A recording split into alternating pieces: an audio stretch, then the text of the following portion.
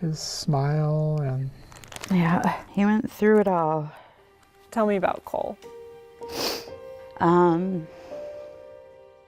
Cole was a very free-spirited kid. Free-spirited, very curious. Cole Schmidtnick was diagnosed with asthma at 18 months old. He was put on a daily steroid medication. It was life-changing for him. Then in January this year, Cole, now 22 years old, went to pick up his prescription. The insurance company changed the formulary, which rose the price of it to over $500. He walked out, chose rent over his medicine. Days later, Cole's parents say he had a severe asthma attack without his inhaler. He suffered cardiac arrest, and when he got to the hospital, he was lifeless. They had to revive him. And then spent the next 6 days on a ventilator in the ICU, making decisions that we never thought we'd have to make. At the time, Cole's parents, Bill and Shannon, didn't know why the cost increased. That is until they found the cost of Bill's prescription for his own asthma also increased by the same amount. Oh my gosh, this is what happened. This is what happened to Cole. Cole's parents cite PBMs, or pharmacy benefit managers. The FTC describes them as middlemen, negotiating the terms and conditions for prescriptions. It's just this unknown creature out there that's controlling care. This unknown, now highlighted in a Federal Trade Commission report released this summer, says, quote, the powerful middlemen inflating drug costs and squeezing Main Street pharmacies.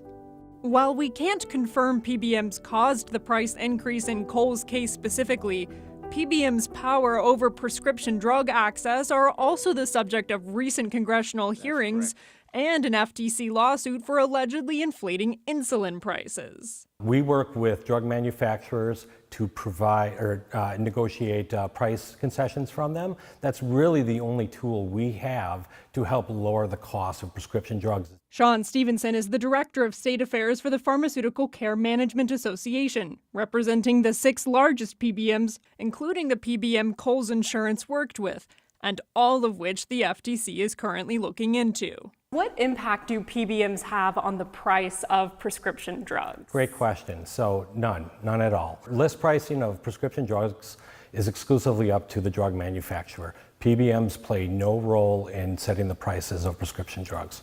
Why is it that so many other entities disagree with that? The FTC, members of Congress, why is there so much conflation and confusion over this point? Well, I think they stand to gain by spreading falsehood. They're the most powerful, influential companies in our country that no one's ever heard of.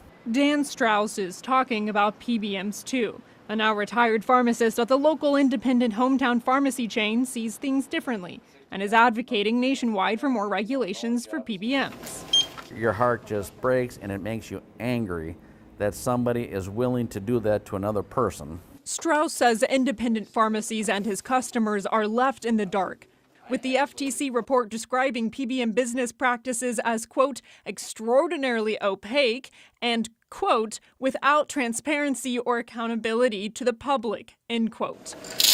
Leaving many pharmacists with little recourse when a prescription price like Cole's is raised overnight. But we have no choice because 3 large PBMs control over 80% of the market. So if you're going to serve, you are forced to take these contracts, like it or not. The FTC agrees. The 3 largest PBMs control nearly 80% of prescriptions filled. Stevenson says these days it's closer to 70%. Real PBM reform. For now, Bill and Shannon want to breathe life into their son's memory. My son's death is just one of many out there. With Bill testifying in front of the FTC with their son's story. Our little smiley face was Cole's one and only tattoo, was this exact tattoo. My sister, who would never get a tattoo, has it. My nieces, my sister-in-law, I mean everybody has their little reminder to be happy from Cole. For the sake of transparency, dedicating their work to Cole, vowing never again. Cole was a fight for the little guy kind of person. Definitely a fight for what he believed was right type of person. And so now we're trying to take that and fight on his behalf. Next, in this two-part series, I spoke with local pharmacists about the impact PBMs have on their businesses and the reason behind why some say there's a rise in pharmacy closures.